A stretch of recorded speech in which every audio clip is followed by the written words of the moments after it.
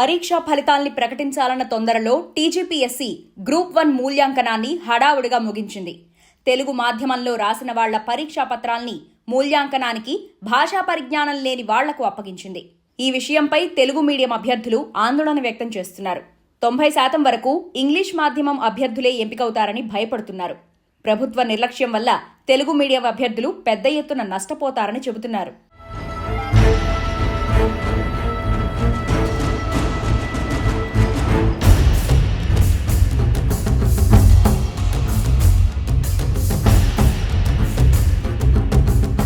ఇప్పటికే జీవో 29పై నిరసనలు చేస్తున్న గ్రూప్ 1 అభ్యర్థులు ఫలితాలపైన ఆందోళనలు వ్యక్తం చేస్తున్నారు.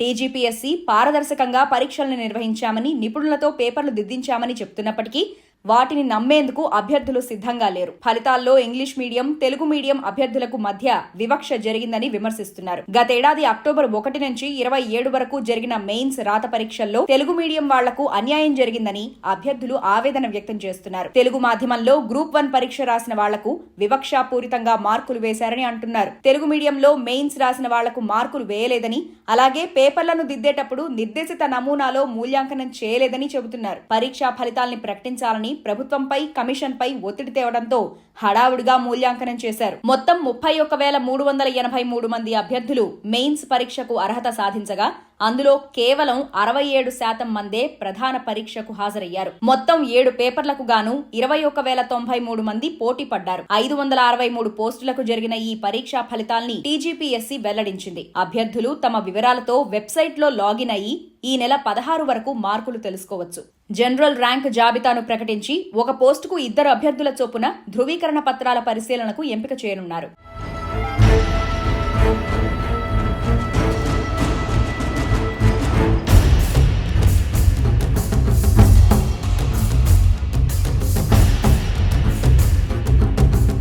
ప్రధానంగా తెలుగు మీడియం అభ్యర్థుల ఆందోళన ఏంటంటే, తెలుగులో ఎలాంటి విషయ పరిజ్ఞానం లేని వాళ్లతో మెయిన్స్ పేపర్లు దిద్దించారని.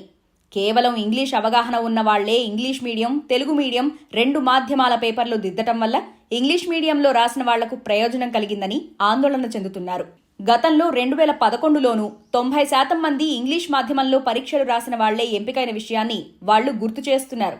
కాంగ్రెస్ ప్రభుత్వం తెలుగుకు ప్రాధాన్యతనిస్తామని చెప్తున్నప్పటికీ తెలుగు మాధ్యమం అభ్యర్థులకు అన్యాయం చేసేలా టీజీపీఎస్సీ వ్యవహరిస్తోంది. తాజాగా ప్రకటించిన ఫలితాల్లో 400 మార్కులు దాటిన తెలుగు మీడియం అభ్యర్థులు లేరంటే అర్థం చేసుకోవచ్చు ఇది ఎంత అన్యాయమో. పరీక్ష రాసిన ఏ అభ్యర్థికి అన్యాయం జరగనివ్వమన్న చైర్మన్ బుర్రా వెంకటేశం ప్రకటనలు గాలిమాటలయ్యాయి.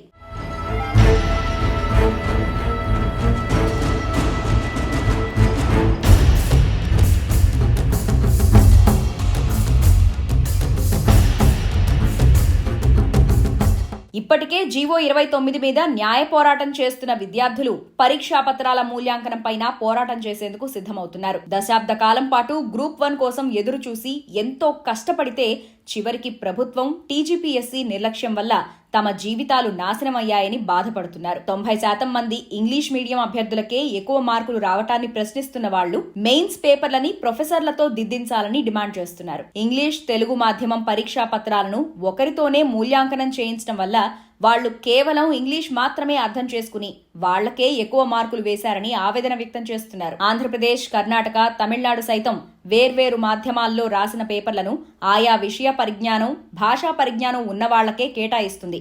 కానీ తెలంగాణ పబ్లిక్ సర్వీస్ కమిషన్ మాత్రం పారదర్శకత పేరుతో ఏ మాధ్యమంలో రాసినా ఇంగ్లీష్ మాధ్యమానికి చెందిన నిపుణులతో పేపర్లు మూల్యాంకనం చేయించింది. జాతీయ స్థాయిలో జరిగే యూపీఎస్సీ పరీక్షల్లో సైతం భాష కంటే అభ్యర్థుల విశ్లేషణా సామర్థ్యం, విషయ పరిజ్ఞానానికే మార్కులు కేటాయిస్తారు. కానీ టీజీపీఎస్సీలో మాత్రం ఇంగ్లీష్ మాధ్యమాన్ని ఎంచుకున్న వారికి ప్రయోజనం కలిగించేలా వ్యవహరించారని అభ్యర్థులు ఆరోపిస్తున్నారు.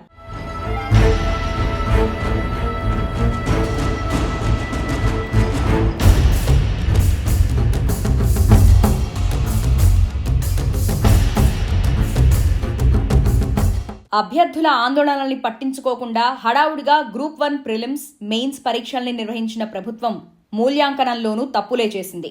టీజీపీఎస్సీపై ఎలాంటి పట్టు లేకుండా ఇష్టారీతిన వ్యవహరిస్తున్నప్పటికీ ప్రభుత్వ పెద్దలు ఎలాంటి చర్యలు తీసుకోవట్లేదు. ఇప్పటికైనా తెలుగు మాధ్యమంలో రాసిన వాళ్ల పేపర్లను భాషా పరిజ్ఞానం ఉన్న వాళ్ల చేతనే మూల్యాంకనం చేయించాలని అభ్యర్థులు డిమాండ్ చేస్తున్నారు.